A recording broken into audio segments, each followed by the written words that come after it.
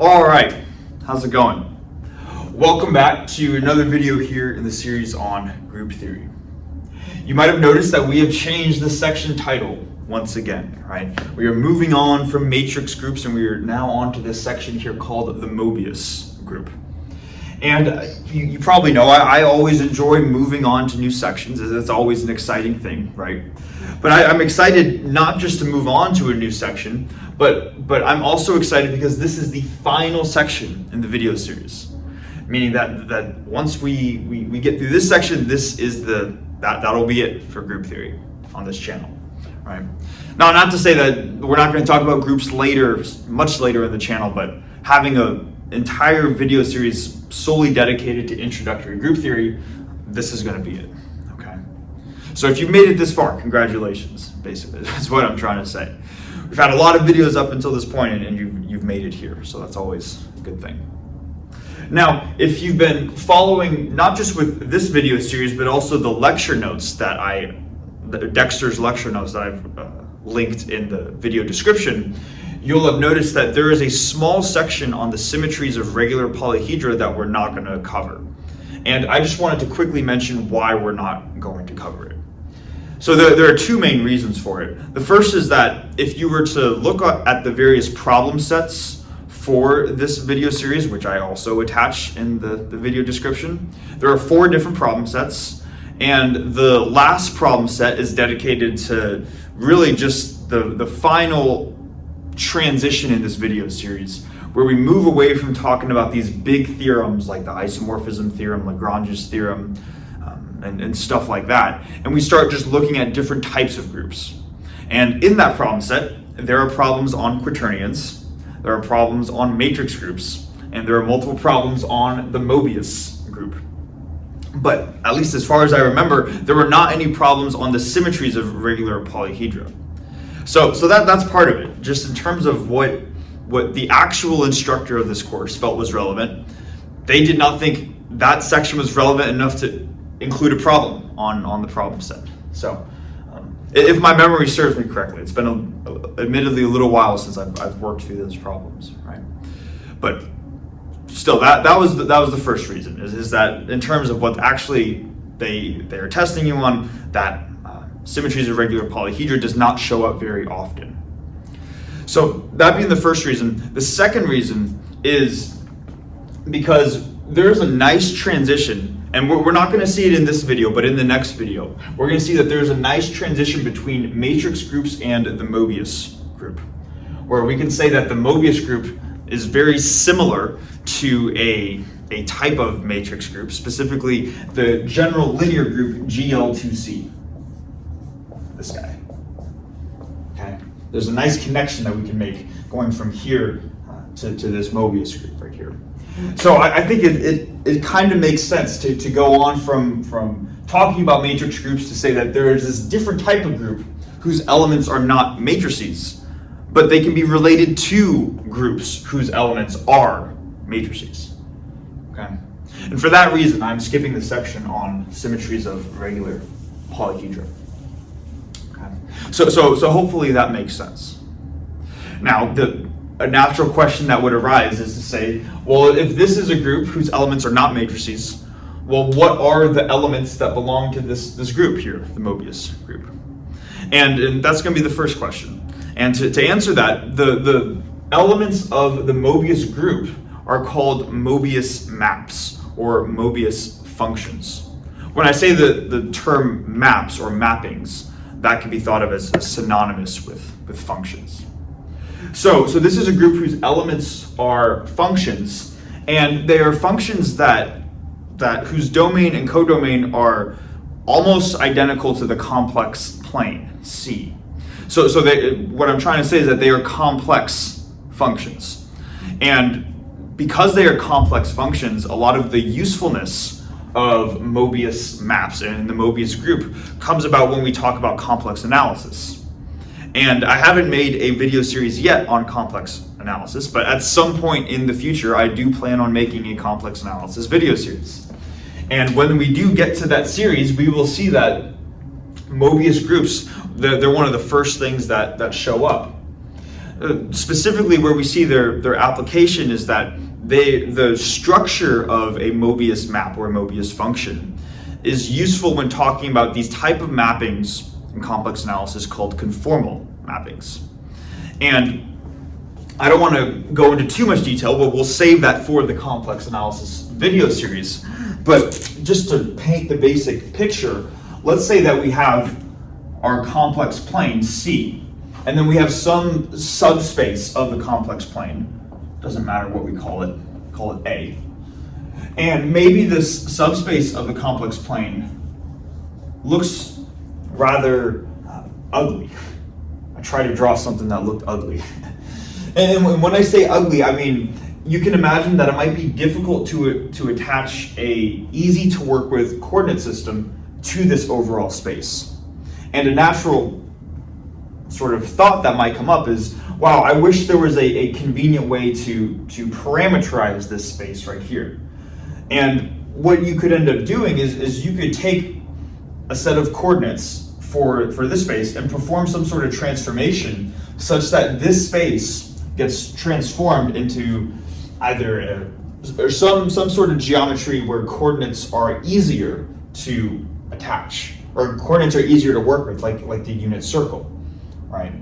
And it turns out that Mobius maps have a certain type of structure where it makes it easy to make these types of transformations.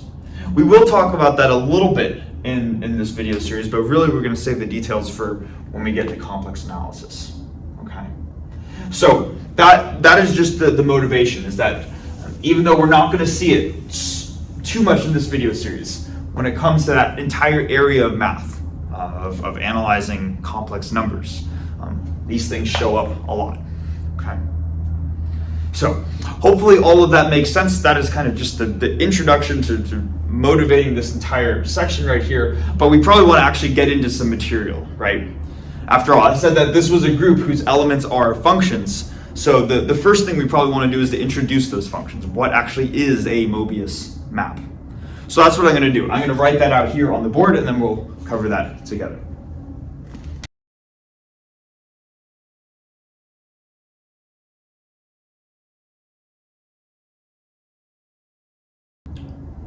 Okay, so we have the definition here for the elements of the Mobius group called Mobius maps. Let's go through this together. So it says right here that a Mobius map, which we can call F, going from this domain here called C infinity to the same codomain C infinity, is a map of this form right here. So the basic idea is that if F, the Mobius map or the Mobius function, were to take in a complex number Z, then it will spit out AZ plus B divided by CZ plus D, where each of these coefficients, A's, B, C, and D, are all complex numbers. And then we also have to satisfy this condition right here that AB minus BC is not equal to 0. Okay. So that is in itself the definition, but there are a couple of subtleties here that are worth talking about. The first is this domain and codomain here, C sub infinity. We haven't seen this set before, at least not in this video series, so it's worth mentioning. C sub infinity is slightly different than C itself, but it's very similar to C. It is the set of complex numbers C in a union with one additional element, which is the infinity element. The infinity element, okay? So, very similar, but we have this one additional element. And sometimes C sub infinity is called the extended complex plane. You'll also hear the term the Riemannian sphere, or the Riemann sphere. So both names to describe this overall set right here. But I think as a first thing, we want to just understand why we include this element called the infinity element. And to understand it, let me just draw out the complex plane real quickly. So I have a 2D plane right here where this is my real axis, this is my imaginary axis. If we were just restricting ourselves to the real numbers, meaning this horizontal line right here, if we were to travel infinitely far in this direction, we would approach what we would have typically thought of as positive infinity. And then if we were to travel infinitely far in the opposite direction, we would say that we would approach minus infinity. And that's kind of been our understanding of reaching the asymptotic limits of both sides of this graph right here. But we see that when we go to the complex plane, we no longer just have two directions, right? We no longer just have the quote-unquote positive direction and the quote-unquote negative direction. There are an infinite number of directions, right? I could go here, I could travel here, I could travel here, and I could travel in any direction within this two-dimensional plane. So rather than come up with an infinite number of different types of infinities, where like one infinity is where you go in the positive direction, you call that plus infinity, then you call minus infinity the one going in the negative direction. What we do is we just assign an overall element, the infinity element, to say if you were to travel infinitely far from the center in any direction, you will reach the point infinity. Okay. So to make sure that that's clear, because normally we'll think of the asymptotic limit going in the negative real axis as negative infinity. The way that we would say this is we're really just approaching infinity from the negative real direction for when the arrow points this way. But again, we could travel in any direction away from the plane, and as long as we do so infinitely far, we will approach this element infinity right here.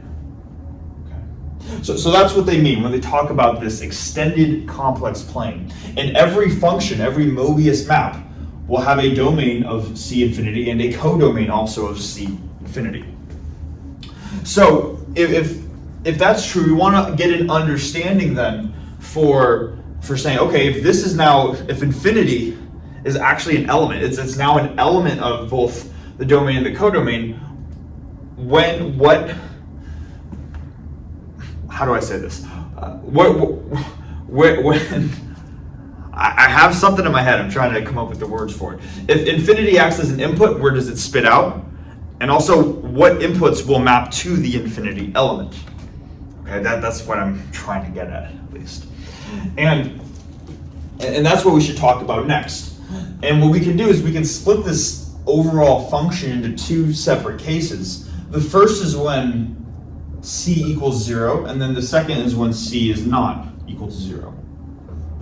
And when I say C, I'm referring to this constant right here in the denominator of the Mobius map.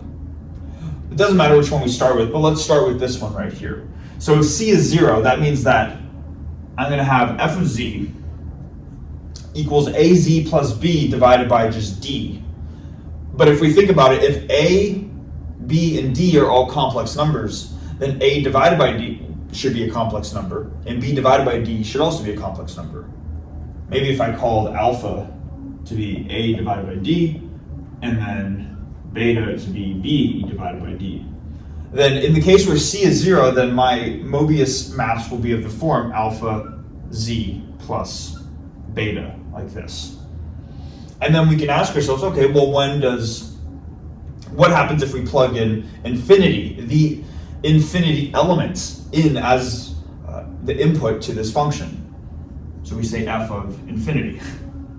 Normally this is kind of hand-waving notation, but in this case this would actually be correct. This is a literal element of the domain right here, our extended complex plane. And in this case it's rather trivial. This is going to work how we imagine this would work. You have something times infinity plus something should give you infinity. So in the case when c equals 0, the infinity element in the domain is going to map to the same infinity, or is going to map to the infinity element in the codomain. All right. So stuff's not too unconventional there. It's when we get to c is not equal to 0, which would be in most cases, right? We're going to have these slightly non-trivial. We're going to have results more non-trivial than this. And even though they're non-trivial, it doesn't mean that it's unintuitive, I should say. We can ask ourselves, when would this function ever equal infinity? In other words, what value of z can we cause that would, or what value of z can we input into here that would cause the entire function to blow up? And then usually you say, well, functions are going to blow up and diverge when the denominator goes to 0, right? So then we just ask yourself, okay, what value of z is going to make this denominator go to 0? And then we just solve for z, right? So if we take the denominator cz plus d set to 0, subtract d over to the other side, and then divide by c, and you're going to get that z equals minus d over c.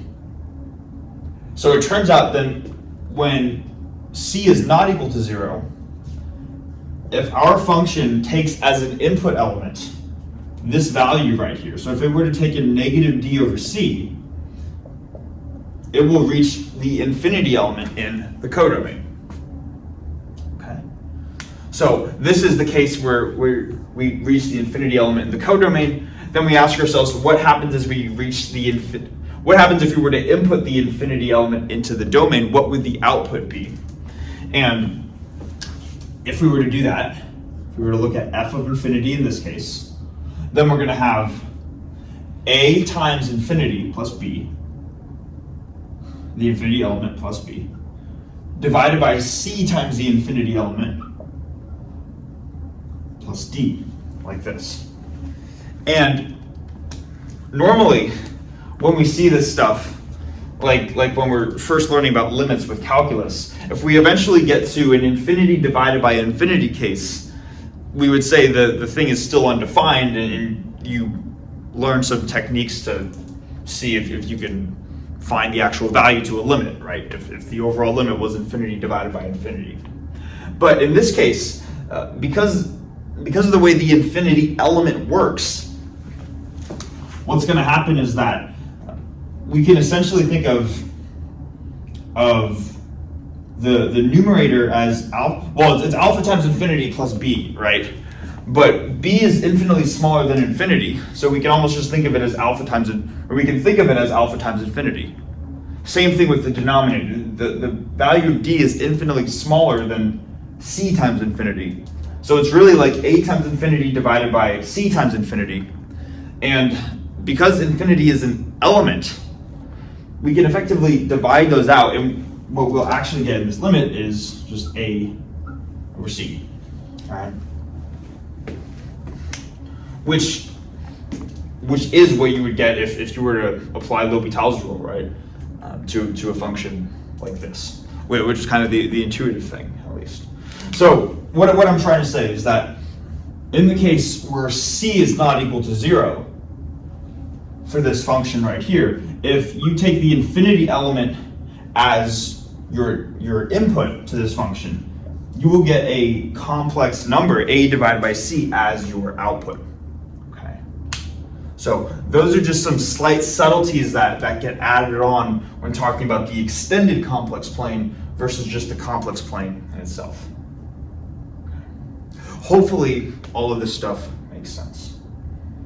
Now that takes care of part of the subtlety coming into this definition. The other part that I think can potentially be interesting is this condition right here. This AD minus BC is not equal to 0. And if you're familiar with linear algebra, and more specifically determinants of 2x2 matrices, that might look very familiar to you. And hence you might be able to see why there would be this connection between this, the Mobius group and this supposed, the general linear group GL2C. But still, we want to ask ourselves, why is this an imposed condition on this function right here? And the reason why is let's see the reason why, right? But what I can do is I can take f of z and I can subtract it from the same function f acting on a different input, a different complex number. I can call it whatever I want. I think Dexter uses w. And if I were to just take the difference of these two functions, evaluated at z and w, let's just see what I would get, right? So f of z is going to be this term right here, az plus b. And then the denominator is cz plus d. And then we're going to have the same structure for the function, except now the input is w as opposed to z, as I wrote the z, right? Like this. And now let's just try to combine them into a single fraction. So what I would need to do is I would need to get a common denominator, you just multiply these two terms together, right? So you get CZ plus D times CW plus D. Then for the numerator, you're going to have this numerator times this denominator. It's all just algebra, right? So we have AZ plus B times CW plus D minus AW plus B times CZ plus D. Okay. What I'm going to do next, I'm going to speed forward or fast forward through this, but I'm just going to expand each of these terms out and then see what we get when we simplify everything.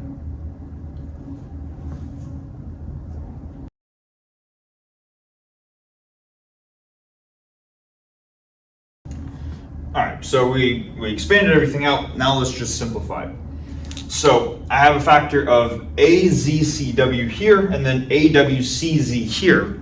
It's important to remember that everything in this equation, whether it's A, B, C, D, Z, or W, they're all just complex numbers. So everything here commutes with each other. You can just commute scalars, right?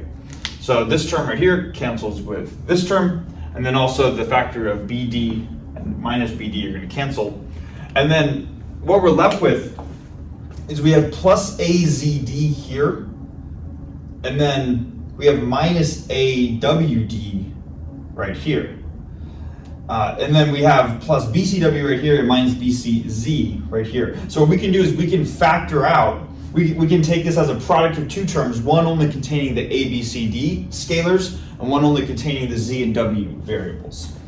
If we do that, we can have Z minus W and then just see what happens to A, B, C, and D, right?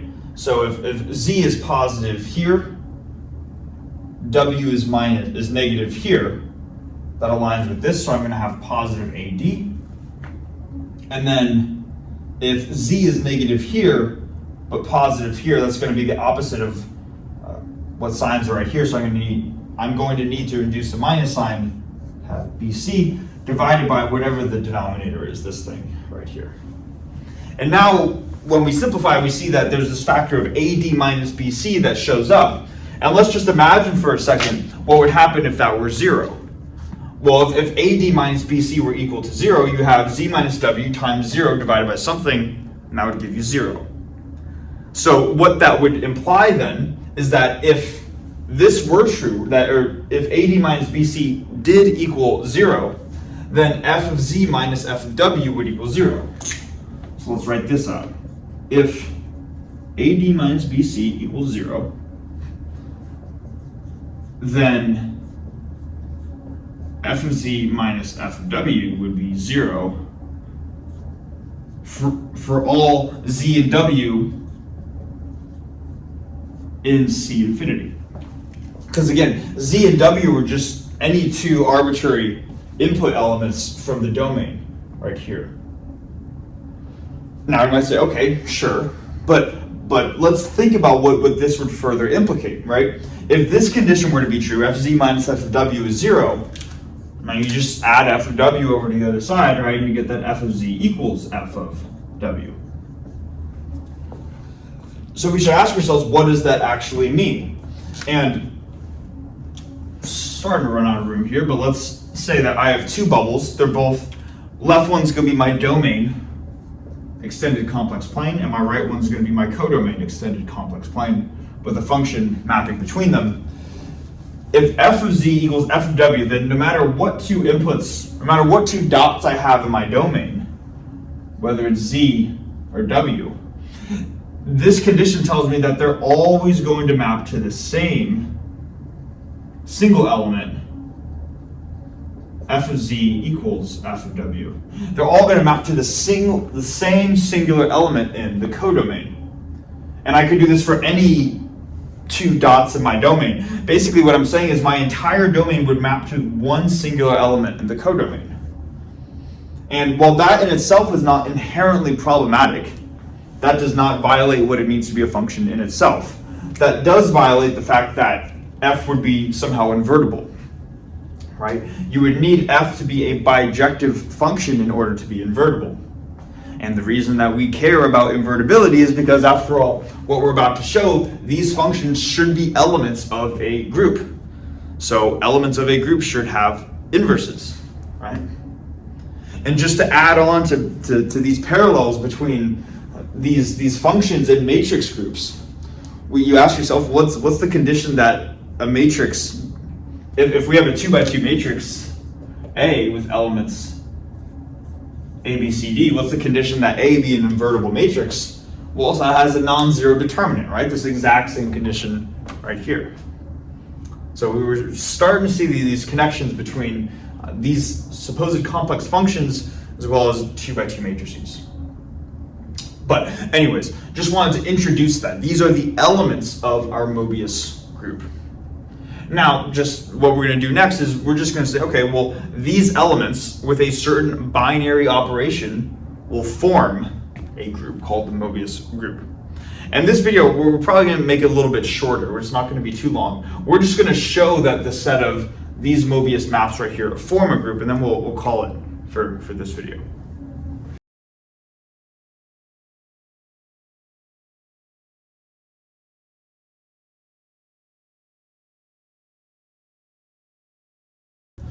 Okay, so to finish out the video, we have this definition here for the Mobius group. And this is really the main thing that we're trying to get at in this video. So the Mobius group is going to be the set of all Mobius maps. So that's the set. And then we need the binary operation, right? Because a group is a set binary operation. The binary operation here is function composition. So again, this is different than when we had matrix groups where the binary operation was matrix multiplication. This is function composition. In case we're slightly unsure of what that means or we're a little bit unfamiliar with that, let me just go through what that would mean. So let's say I have 2 elements in my Mobius group, which would be 2 Mobius maps. I can call the first one F1Z, which might look like A1Z plus B1 over C1Z plus D1. And then same thing with another element, which I can call F2Z, which would have the exact same structure, except all of the coefficients A, B, C, and D would have a subscript 2 rather than a subscript 1, like this. If we were to perform the binary operation in the Mobius group on these 2 elements, in other words, we were to perform F1 binary operation F2, what that corresponds to is function composition. It would look like F1 of F2, if that symbol looks familiar. But if not, that's okay. This would just be F1 of F2 of Z. All right. Now, so let's think about what this implies then, right? If we take F1 of any input, if we take F1 of any input, it's going to look like this. Now what we're saying here is if we have F1 and the input is F2 of Z. In other words, the input is this fraction right here. What we would be doing is replacing everywhere where we see a Z, the general input, with this fraction. So then F1 star F2 becomes A1. Instead of the Z, the input is the fraction. So A1 times A2Z plus B2 over C2Z plus D2. That is the A1 times Z, and then plus B1. That's the numerator. Then for the denominator, C1 times their input, which is this fraction. So C1 times the fraction A2Z plus B2 over C2Z plus D2 plus D2. All right. So that is how you would apply the binary operation to 2 elements in the Mobius group, or to 2 Mobius maps. Now, if we were to actually go through this proof, where we would need to go off or satisfy each of the 4 axioms of the group, the first, or the 0th axiom, would be the closure axiom. We would need to show, that F1 star F2, which gives us this fraction of fractions right here, we would need to show that if we simplified this enough, it would end up having the form constant times Z plus constant divided by constant times Z plus constant. I've done that separately in my own notes, and I can tell you the math takes a really long time and it's very tedious. even just describing this, writing this single line out, which would be the shortest line in all of the algebra, felt tedious just to say. And I can imagine it was probably tedious on your end too. So what I'm going to do is I'm going to tell you to take my word for it, if you'd like, that function composition is in fact closed.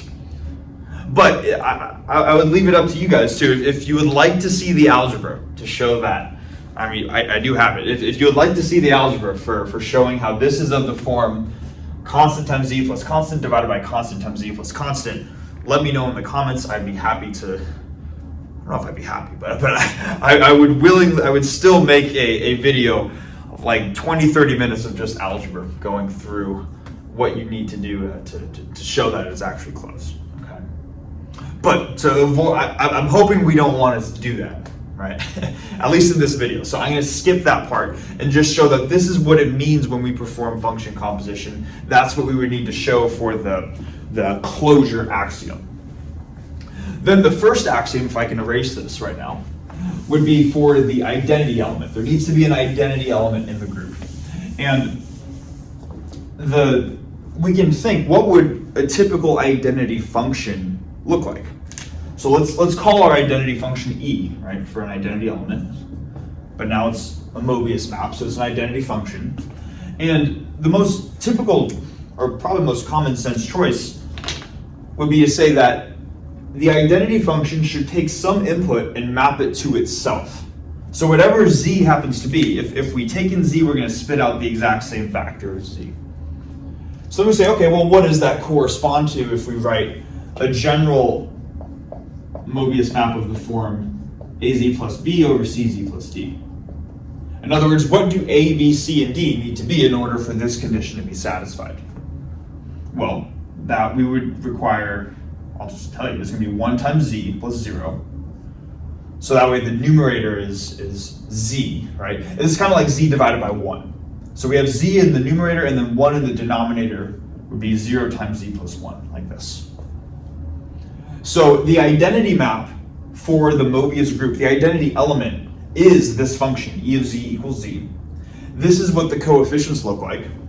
But I want you to, I'm writing it this way because I want us to notice a parallel again between these Mobius maps and 2x2 matrices. Because if I were to write out the 1s and 0s in a 2x2 grid, I would have 1 on the main diagonal and 0 on the off diagonal. And this might look familiar, right? This is the identity matrix, which looks conveniently similar to the identity map. So I want us to be aware of these parallels. Okay. But main takeaway, this would be the identity map for the Mobius group.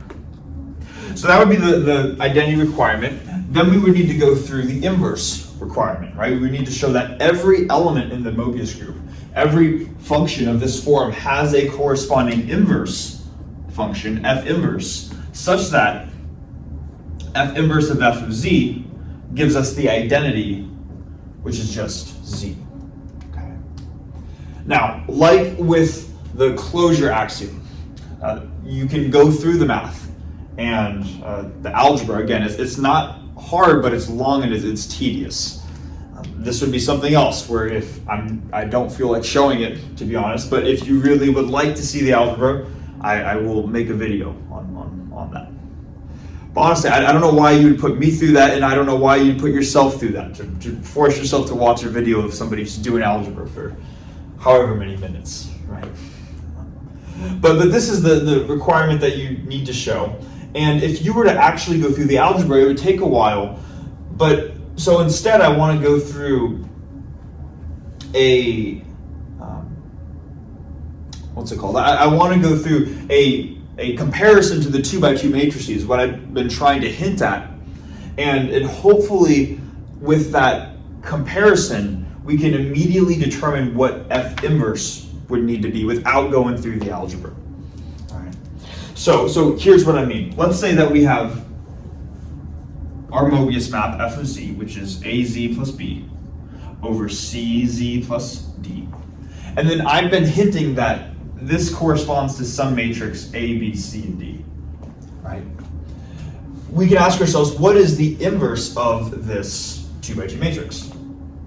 Well, the inverse of this would be, we would have a factor of 1 over the determinant of this matrix out in the front. That would just be 1 over AD minus BC. And then we would, for the actual matrix elements, we would swap the order of the main diagonal, so D is in the upper left, A is in the lower right, and then we would swap the signs on the off diagonal, so we'd have minus B here and minus C here. This is usually the form that it's left in, but what I want to do is I want to actually write out, I want to just distribute this constant into each element, because that's really what's going on, right? This constant is multiplying each element in the matrix. So what this really looks like is this is D over AD minus BC, negative B over AD minus BC, negative C over AD minus BC. You can see why people don't normally do this, right? It's easier to just put the constant out front. And then A over AD minus BC. This is the inverse. Now let's just take this inverse, or each of these elements, and substitute it back in the way that we've kind of made this parallel between the Mobius map and the 2 by 2 matrix. If this is in fact true, and again, we haven't shown it rigorously yet, but if it is in fact true, then that means that F inverse is going to have this as the constant right here. So let's do this. We have F inverse of Z. This is going to be D over AD minus BC, D over AD minus BC times Z plus B, which is going to be minus, so minus B over AD minus BC, right? Then we have our denominator, which is the C element, that's minus C over AD minus BC times Z, plus the bottom right element, which is plus A over AD minus BC, like this. So in theory, this is probably what F inverse looks like. And then now we can do a little bit of very simple algebra. I'm not gonna, right, there's not a whole lot here to do. But every term has a factor of 1 over AD minus BC in it. So therefore, each of these factors can be eliminated from both the top and the bottom. And what that leaves us with is simply dz minus b over negative cz plus a. And it turns out that for any Mobius map of the form az plus b over cz plus d, this is what the corresponding inverse Mobius map would look like. All right, so I think that is, to me, I'm satisfied with that. And you could go through the actual algebra to show that this is in fact true, but to me, this makes me happy. Okay. So that would satisfy the inverse axiom, and then the final axiom is just associativity. And this isn't even something related to groups, but just functions in general. The fact that we are working with bijective functions, or just functions that have an inverse, that the inherent function composition of bijective functions, it's a mouthful, right? If we perform f1 of f2, where both f1 and f2 have inverses, then function composition in that case is guaranteed to be associative. You could go through the algebra for that as well. But that statement in alone is simply just a statement about functions. Okay. So, somewhat hand-waving, but hopefully you can take my word for it that Mobius maps do in fact form a group under function composition. I'm going to call it for this video. In the next video, we've been hinting a lot at how the elements of the Mobius group are related to these 2x2 matrices. We're really going to make those connections clear in the next one. And I think it's really cool, right, to see how groups that not only do they have different elements, this group's elements are functions, matrix group's elements are matrices, but the binary operation is also different. This is function composition, the other one is matrix multiplication. And just seeing the similarity between those structures is really, really interesting. So we'll go through all of that in detail in the next video. But yeah, thanks so much. Yeah. My brain's getting fried too. It's been a long day. Thanks so much for watching this video, and I will hopefully see you guys in the next one.